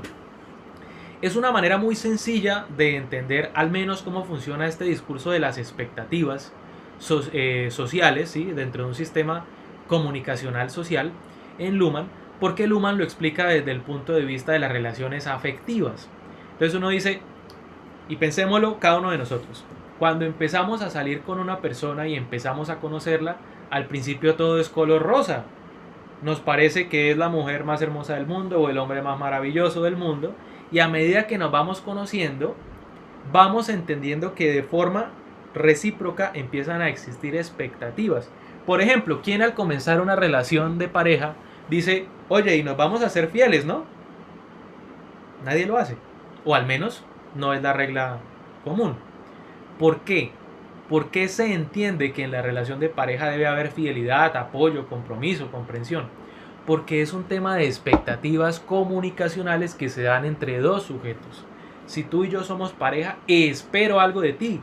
No porque en algún momento lo hayamos hablado, no, es que el contacto social, el contacto intersubjetivo me permite generar esa expectativa. Obviamente, esa expectativa está mediado por la idea de lo que socialmente se entiende por pareja. Pero es una relación que se construye a partir de una comunicación no verbal. No es que nos sentamos y firmamos un contrato donde dice, bueno, en la relación vamos a ser fieles, vamos a hacer tal cosa. No, esa comunicación se da así. Por eso, el tema de la teoría de los sistemas de Luhmann parte de la base de esa comunicación que se da y que es una comunicación no verbal o que puede ser no verbal. A partir de los distintos contactos sociales yo puedo esperar algo de otra persona. Y esas expectativas que yo tengo frente a lo que puede ocurrir al mundo pueden ser catalogadas como expectativas normativas o expectativas cognitivas. ¿Qué quiere decir esto? Las expectativas cognitivas son aquellas que cuando existen pueden ser defraudadas y al ser defraudadas pierden vigencia. Caso sencillo. Yo voy y construyo una casa al pie del río. Y digo, qué bonito, aquí los fines de semana puedo hacer un paseo, puedo hacer un almuerzo, tengo buen clima, me siento alejado un poco de la civilización, voy a construir mi casa aquí y efectivamente la construyo. Llega una ola invernal, el río se crece y se lleva la casa. La pregunta es, cuando yo construí la casa, ¿esperaba que se la llevara el río? Y uno dice, no. ¿Pero qué ocurrió? Que esa expectativa que yo tenía quedó defraudada. Ahora, si yo debo volver a construir mi casa, ¿será que la construyo en el mismo lugar? Pues claramente no. La voy a construir o más lejos o en otro lugar que no esté cerca del río. Porque esa expectativa cognitiva, por eso será cognitiva, pierde vigencia al momento en que se ha visto defraudada. Ya no está vigente. Yo ya no puedo volver a esperar que el río no se lleve mi casa, porque pues ya vi que eso efectivamente ocurrió. En cambio, las expectativas normativas, que son de las que nos vamos a ocupar más adelante, son aquellas que tienen vigencia a pesar de la defraudación. Yo sigo creyendo en la expectativa y orientando mi comportamiento conforme a la expectativa a pesar de que exista una defraudación de la misma. Por eso, cuando uno tiene una pareja y la pareja le es infiel, uno luego no termina viviendo su vida sin creer que la fidelidad vale o la fidelidad es algo que hace parte de las relaciones de pareja. Uno entiende que alguien defraudó esa expectativa, pero uno no la desecha. Uno sigue entendiendo que socialmente las relaciones de pareja implican fidelidad y siempre se va a esperar fidelidad. A pesar de que en la práctica podamos decir, oiga, es que a mí en todas mis relaciones me han sido infiel. Esa expectativa se mantiene vigente a pesar de la defraudación de la misma. Les recomiendo mucho ese libro del amor como pasión. De hecho está por aquí, pero no les voy a decir que consulten este primero, porque el tema de Luhmann es pesado. En el link que les compartimos en la descripción del video hay una introducción al amor como pasión que incluye también un texto chiquitico de Luhmann sobre este libro. Y ahí justamente es más fácil entenderlo. De hecho se describe de una manera muy muy bella las relaciones de pareja como un lenguaje entre dos personas íntimo donde se reconocen mutuamente y construyen una vida a la medida de los dos, donde lo que significa para ellos es lo que para el otro significa la vida y el otro lo comparte, no porque tenga razón, no porque obtenga un beneficio, no porque esté coaccionado, sino porque entiende que para el otro esas cuestiones son importantes. Es un libro y es un texto muy bonito y nos ayuda mucho a entender estos conceptos de complejidad, contingencia, reducción de complejidad de sistemas, sistemas psíquicos, sistemas sociales, expectativas normativas y cognitivas. Entrados en este punto, ahora nos vamos a mover a mi parte favorita de la exposición y es la filosofía del derecho de Hegel. George Wilhelm Friedrich Hegel, idealista alemán.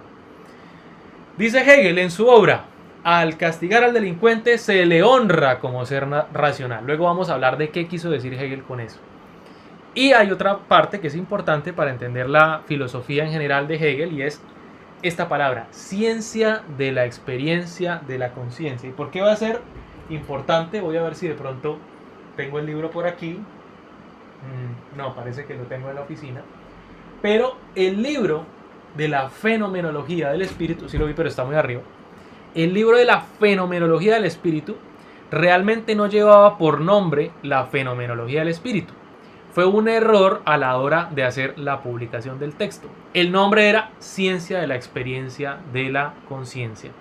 Pero fenomenología del espíritu y ciencia de la experiencia de la conciencia son sinónimos. Quieren decir exactamente lo mismo. Ya vamos a ver en qué se basa esto y qué quiere decir ciencia de la experiencia de la conciencia y qué quiere decir fenomenología del espíritu. Vamos allá. Dice Hegel en esta frase bastante habitual: todo lo racional es real y todo lo real es racional. Sencillo, ¿no? Yo creo que a muchos se nos pone la cabeza así cuando escuchamos esa frase. ¿Qué nos habrá querido decir este tipo con esta vaina? Entonces hay que recordar algo.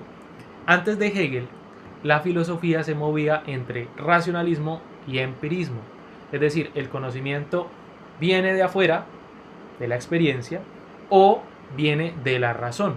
Recordemos que, por ejemplo, antecediendo a Hegel, aparece Kant, quien dice que el hombre puede conocer el mundo a partir de su razón, y como la razón es común y las figuras del entendimiento son comunes para todas las personas, por eso podemos alcanzar todos ese mismo conocimiento, porque la razón ilumina el mundo y es a partir de lo cual conocemos las cosas.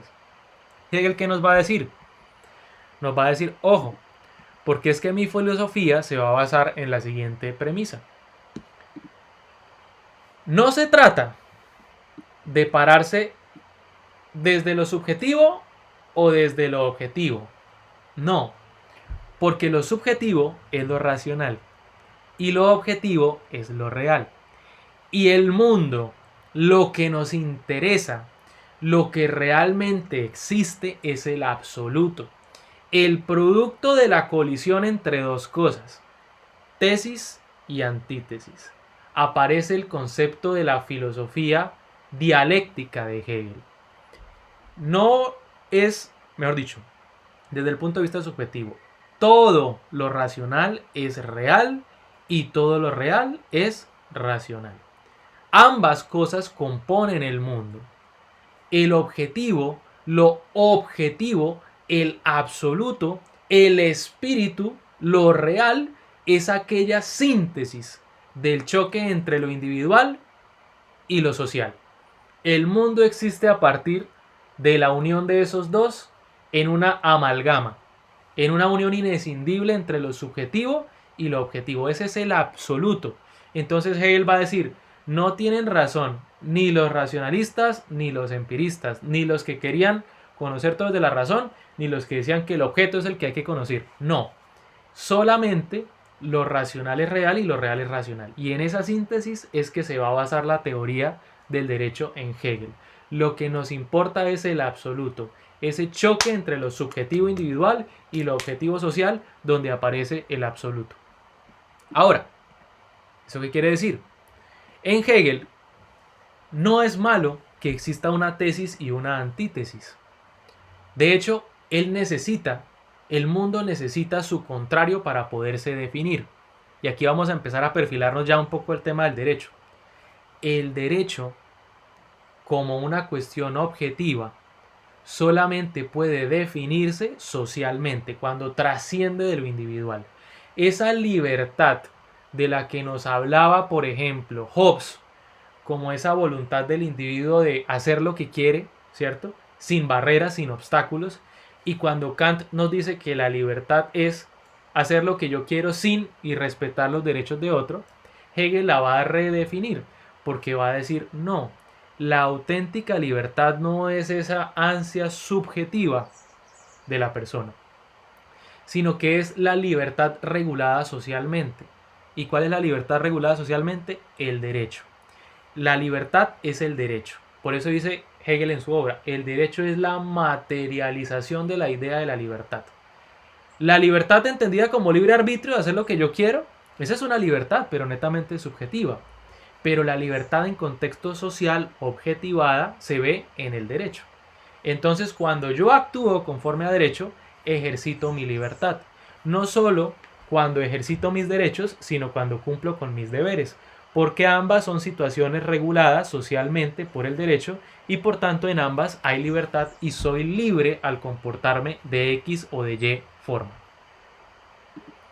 Desde ese punto de vista, vamos a decir que para Hegel, el derecho refleja la identidad de una sociedad en un momento histórico concreto. ¿Cuál es la función del derecho? Reflejar la identidad de una determinada sociedad. Pero ¿cómo hace algo para conocer su identidad? Necesita su contrario, como en la imagen que nos aparece ahí en la diapositiva.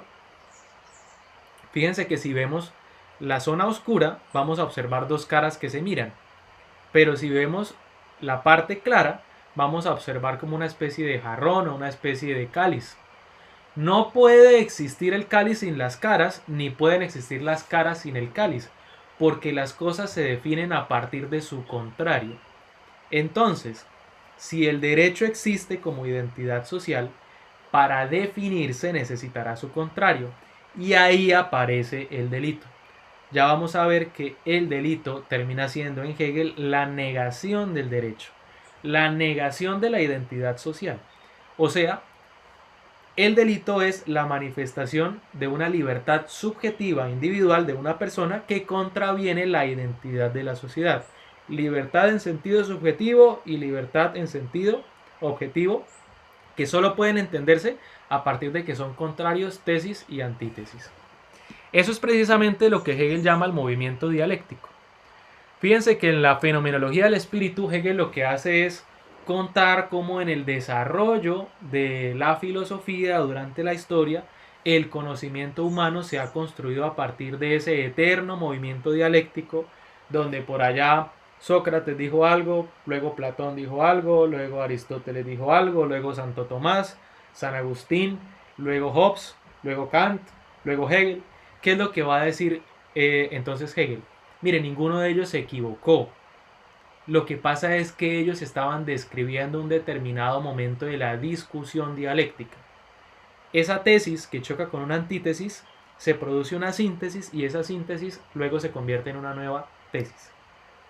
Ese proceso dialéctico que va casi hasta el infinito es de lo que trata nuestro texto de la fenomenología del espíritu.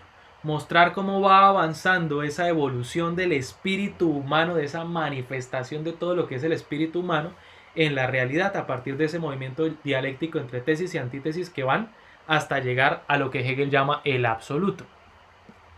Dentro de ese movimiento dialéctico entonces vemos esta consideración.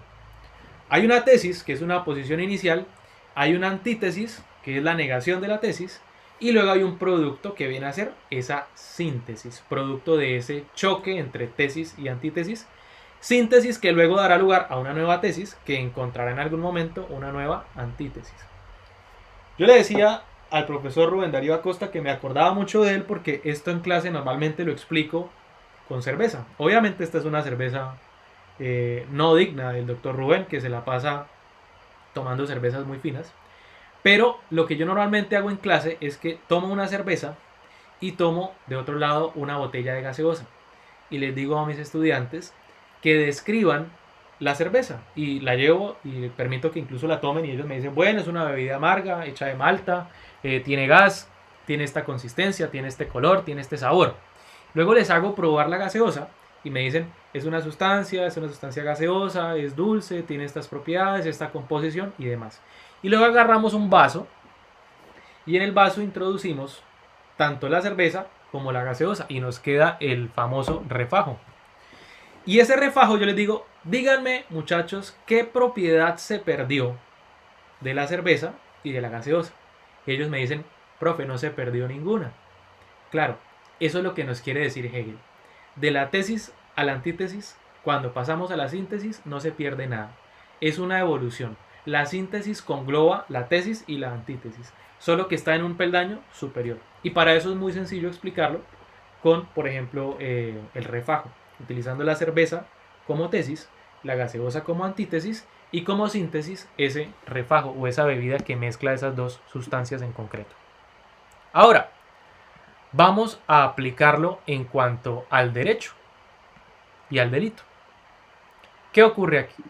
Hemos dicho que el derecho es la libertad institucionalizada, la libertad socialmente reconocida. ¿Eso qué quiere decir? Eso quiere decir que cuando existe un delito, hay una persona, hay un sujeto individual que le dice a la sociedad que su voluntad, su libertad, se debe imponer por encima de la libertad social. Entonces el delito niega la identidad social. Y el derecho, que es objetivo, que es gigante, la sociedad y el derecho son gigantes frente al minúsculo delincuente, entonces debe reafirmarse, ¿cierto? ¿Y cómo se reafirma? Mediante la imposición de una pena, que se comporta como la negación de la negación. O sea, yo soy derecho y soy identidad social. Aparece el delito, que es violencia sobre mí, y yo le digo, tranquilo hermano, usted existe, y aquí es donde viene la clave en los conceptos de injusto civil e injusto penal, le dice la sociedad, usted existe pero solo aparentemente, porque usted como individuo, como individual, como chiquito, como subjetivo, no me puede negar a mí que soy objetivo. Y yo se lo voy a recordar imponiéndole una pena mediante la cual reafirmo mi identidad y a su vez niego su libertad individual que quería hacerse universal. Usted cree que matar está bien, yo le recuerdo que no, y como se lo recuerdo, le impongo una pena por haber cometido el delito de homicidio o haberlo intentado en los casos de tentativa. Entonces, ¿qué ocurre? Vamos a verlo por aquí. La existencia del delito. En los principios generales de la filosofía del derecho, Hegel, en los parágrafos, creo que si no estoy mal, 99 y en adelante, dice que el delito tiene dos existencias, una existencia externa y una existencia interna. Esto es crucial para entender a Jacobs. Dice Hegel que la existencia externa del delito es lo que da origen al injusto civil. Es ese daño de algo, ¿cierto?, que es de la titularidad de alguien. Recordemos concepto de bien jurídico, antijuridicidad material, incluso Carrara. El delito es un ente jurídico cuya esencia radica en la lesión a un derecho. Nos va a decir Hegel, ¡ojo!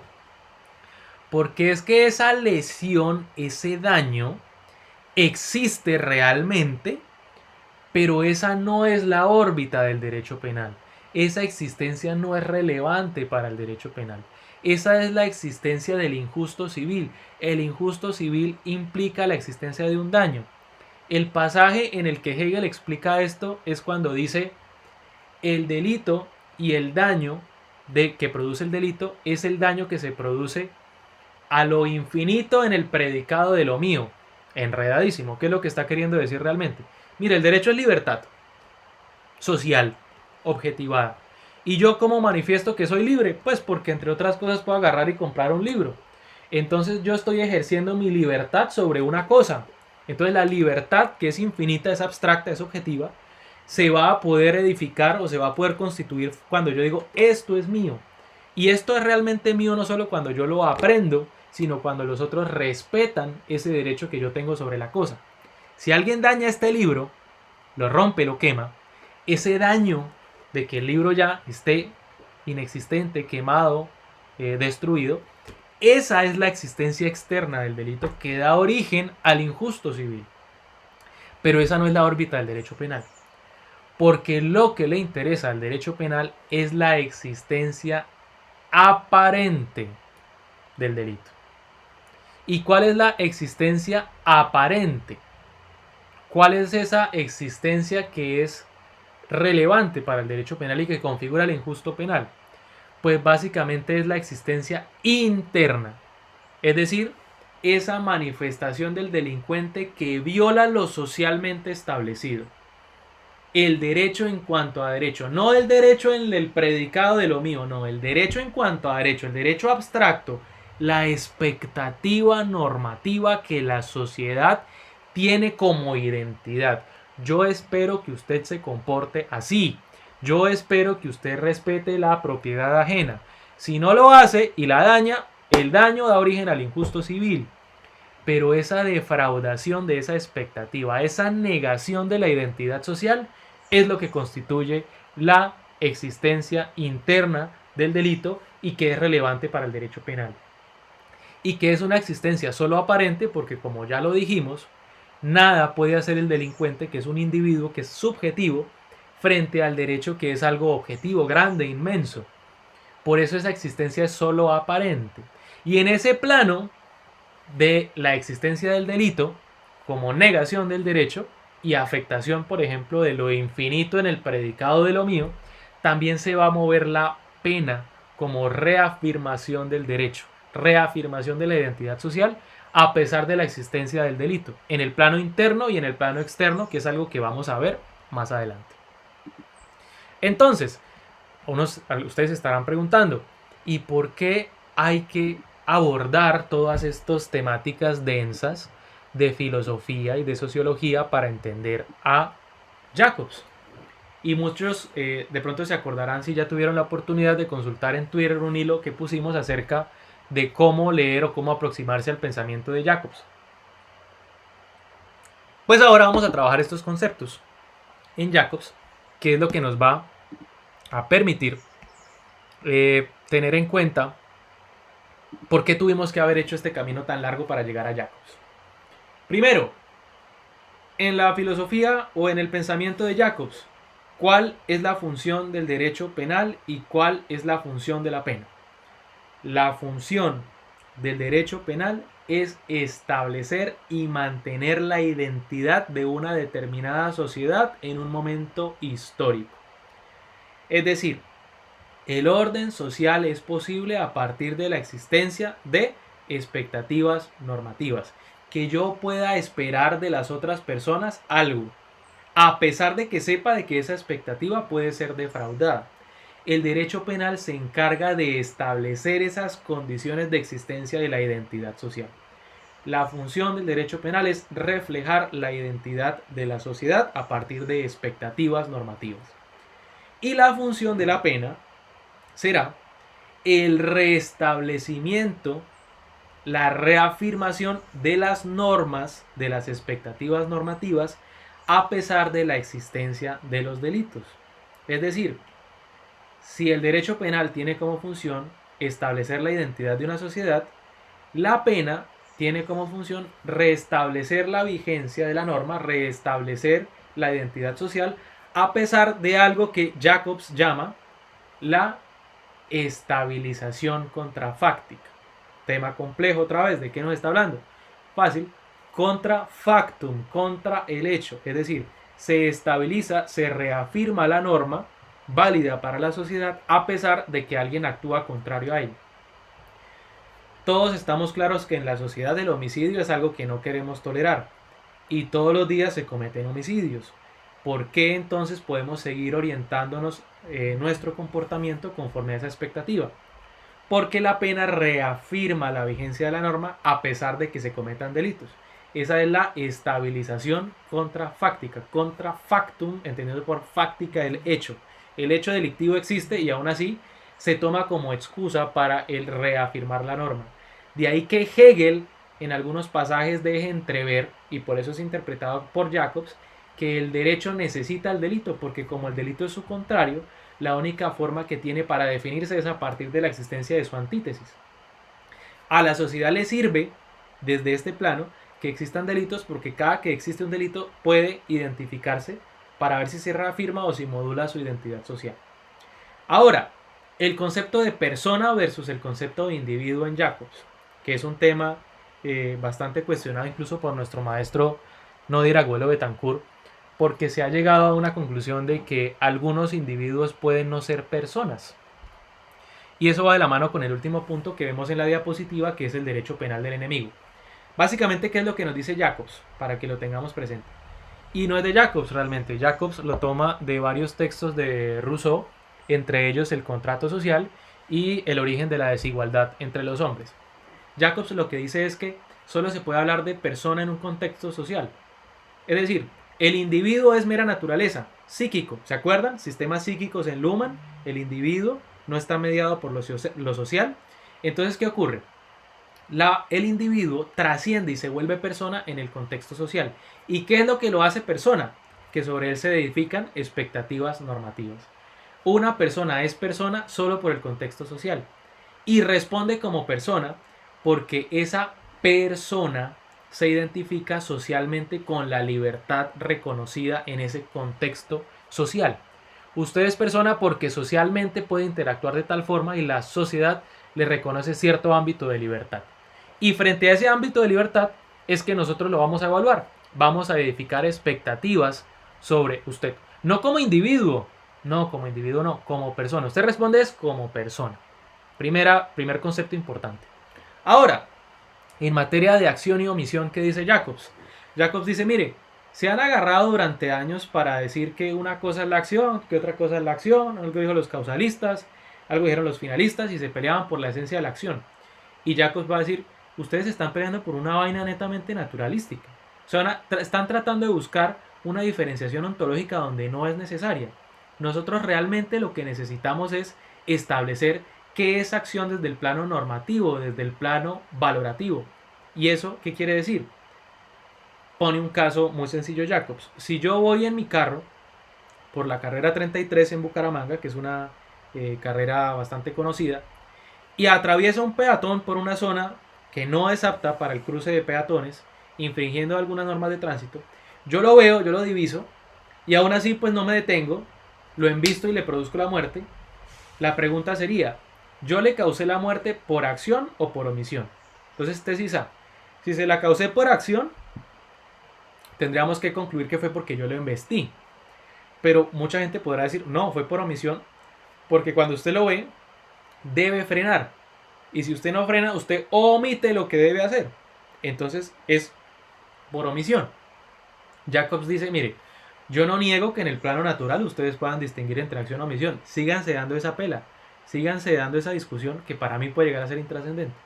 Pero lo cierto es de que desde el punto de vista del plano normativo, llámese expectativas de comportamiento, lo que se esperaba de mí en ese caso concreto era que no le causara la muerte al peatón. Quiere decir que aun cuando en el plano naturalístico pueda haber una acción o una omisión, en el plano normativo una y otra siempre será el haber omitido una expectativa normativa socialmente establecida.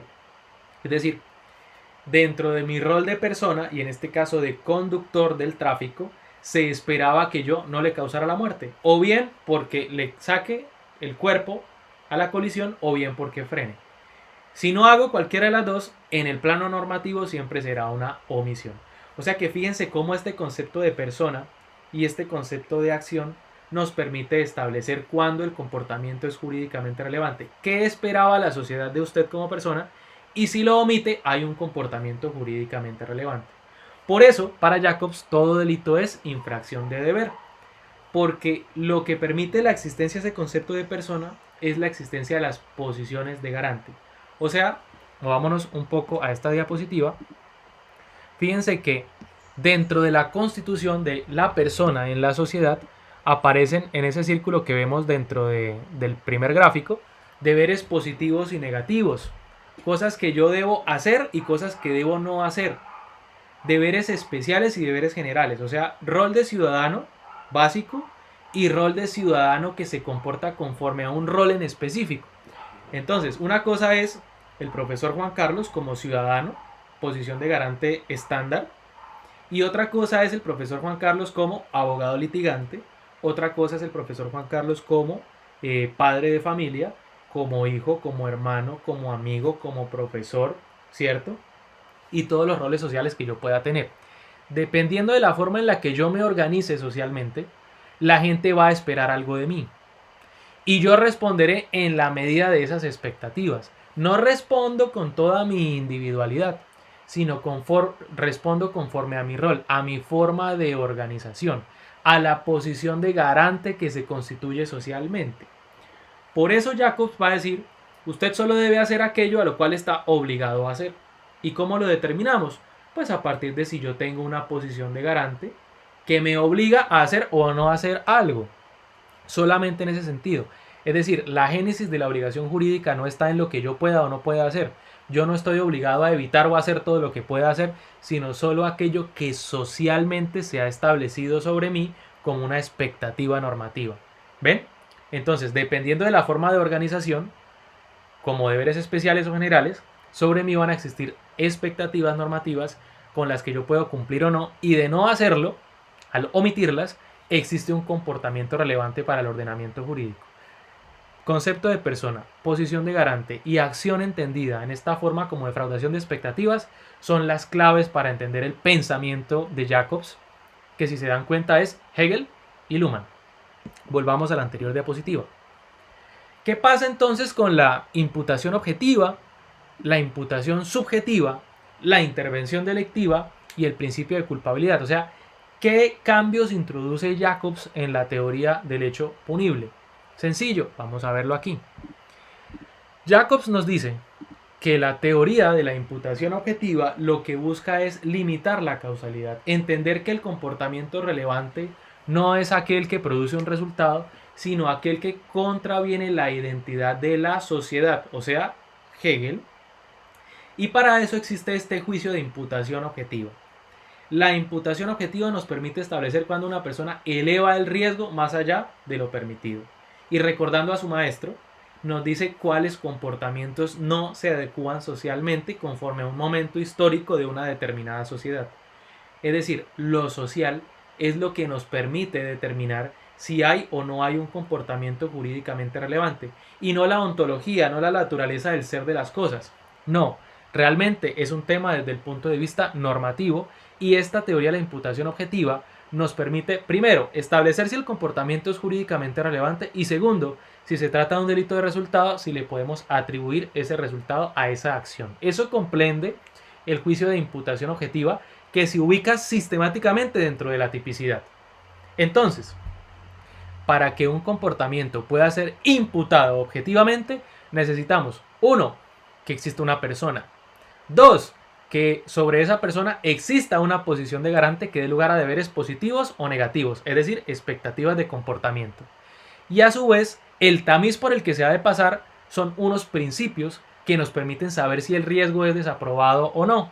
Y ahí aparece riesgo permitido, principio de confianza, prohibición de regreso y el comportamiento de la víctima en el caso concreto. Dice Jacobs en un texto de la imputación objetiva que aparece citado ahí en los documentos que llegamos en el link, dice Jacobs que el riesgo permitido es un principio que nos dice, mire, hay riesgos que hacen parte de la estructura de la sociedad, y mientras usted se conforme o se comporte dentro de ese riesgo, no podrá defraudar expectativas normativas. El principio de confianza nos dice, mire, la sociedad solo puede funcionar porque a pesar de ser compleja, todos funcionamos como el engranaje de un reloj. Si yo abro este reloj, voy a encontrar varios engranajes que uno con otro van moviéndose. Dice Jacobs, ¿cómo es posible que el reloj funcione, el reloj social? Porque yo entiendo que los otros se van a comportar conforme a como deben hacerlo, porque sobre ellos también hay expectativas, y yo parto de esa base. De lo contrario, quedaríamos en una sociedad inmóvil. Pienses en este caso que se trabajó por parte de la Corte Suprema de Justicia, de una mujer que se presenta a un consultorio de un médico. El médico le hace un examen físico y encuentra una masa dentro de uno de sus senos. Entonces la manda con el patólogo hace un examen y determina que el tejido es maligno. Por tanto le dice al médico, hermano, hay que operar. El médico opera, extirpan el tumor, y cuando miran la naturaleza en patología nuevamente se dan cuenta que el tumor era benigno. Si nosotros nos preguntamos por la causación, diríamos que quien realizó la cirugía es el responsable del delito de lesiones personales. Pero si nosotros nos ponemos a hacer un juicio de imputación objetiva, pues realmente es que lo que hace el cirujano está supeditado al concepto del patólogo. Él opera solamente porque el patólogo así se lo indicó. Entonces, esta persona actúa en virtud de un principio de confianza. Yo tengo la posibilidad de confiar de que los otros se comportarán bien. Y a partir de eso, si yo despliego un comportamiento, yo puedo alegar que actúa en virtud del principio de confianza, siempre y cuando pueda alegarlo. ¿Y cuándo lo puedo alegar? Pues cuando es evidente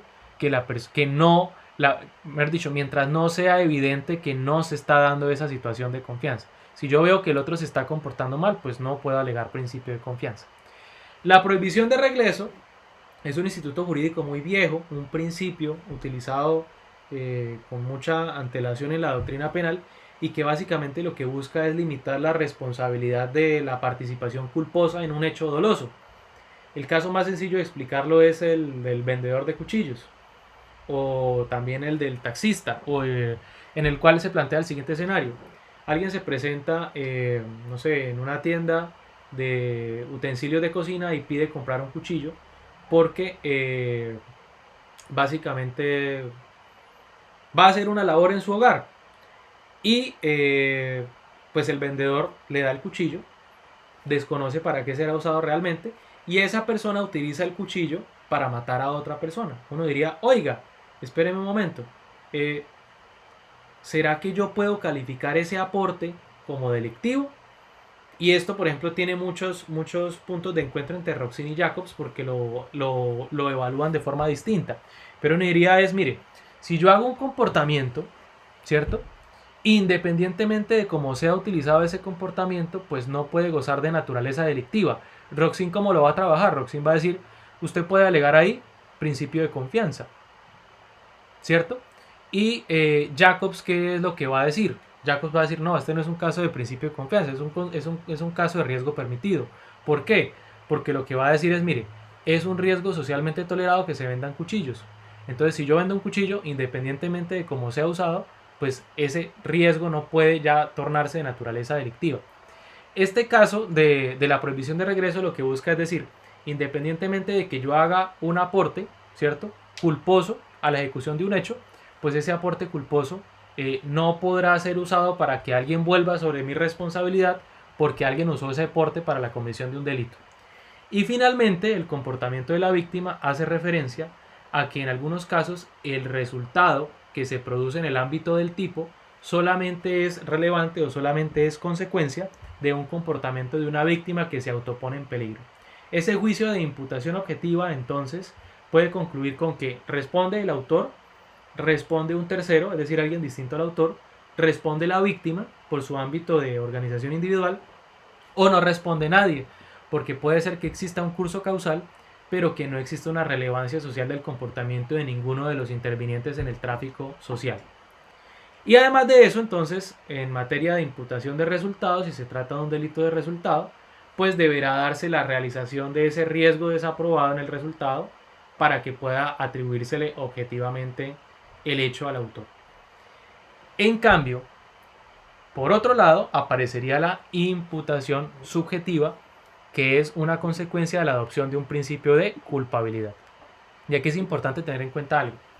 El derecho penal de Jacobs es un derecho penal de la culpabilidad.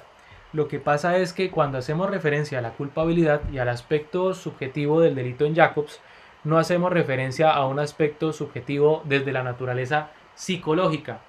O sea, no estamos hablando desde ese punto de vista psíquico individual que hace parte de un sistema psíquico al sentido lumaniano, no, sino que hablamos es de la imputación, la responsabilidad subjetiva, pero en el marco de lo objetivo, o sea, de lo que trasciende socialmente. O sea, los juicios de imputación objetiva, de imputación subjetiva, entiéndase dolo, imprudencia y el fenómeno de los errores, de la conciencia de la antijuricidad, de la imputabilidad, se mueven en el plano normativo y no en el plano psicológico. Dolo no es que el autor haya querido en su cabecita y se haya representado efectivamente algo, no. Dolo es que la persona actúe con el conocimiento de que su hecho constituye una infracción típica o que se reúnen los elementos de la infracción penal. No tiene en cuenta ese ánimo de la voluntad porque ese dato es meramente psíquico, individual y no trasciende al objetivo. Nos acordamos nuevamente de Hegel. Entonces, el derecho penal de la culpabilidad en Jacobs es una culpabilidad, es una imputación subjetiva en dos niveles, en el ámbito típico y en el ámbito de la culpabilidad, como en Welsel, donde se ve distribuida la imputación subjetiva en ambos lugares, pero se da a partir de criterios normativos. Y aquí es importante, a Jacobs no le da miedo reconocer su normativismo, porque él dice, mire, muchas réplicas me las hacen a mí por decir que soy normativista, que yo entiendo que estas cuestiones son normativas, y dice, pero ustedes sancionan la imprudencia inconsciente, donde no hay aspecto psicológico, y ustedes sancionan el error de tipo vencible, y ustedes sancionan el error de prohibición vencible, y la conciencia de la antijuridicidad, entre otras cosas, es potencial. Y la no exigibilidad de otra conducta, Roxin dice que es un tema normativo que deviene de la Constitución. Entonces dice, el problema no es que yo sea normativista, el problema es que yo no tengo miedo a decir que soy normativista. ¿Ven? Entonces, esa culpabilidad entendida en Jacobs se separa de esa responsabilidad por el destino, por el resultado, y nos dice, mire, sí hay un aspecto subjetivo importantísimo en el delito porque es el déficit de defraudación de la norma. La persona debe saber que actúa contrario a la norma para que se constituya un injusto culpable. Pero ese aspecto subjetivo es objetivo. La imputación subjetiva es de naturaleza objetiva. No por ser imputación subjetiva es de naturaleza psíquica individual. Y finalmente nos quedaría por hacer referencia, o al menos hacer referencia al tema del derecho penal del enemigo.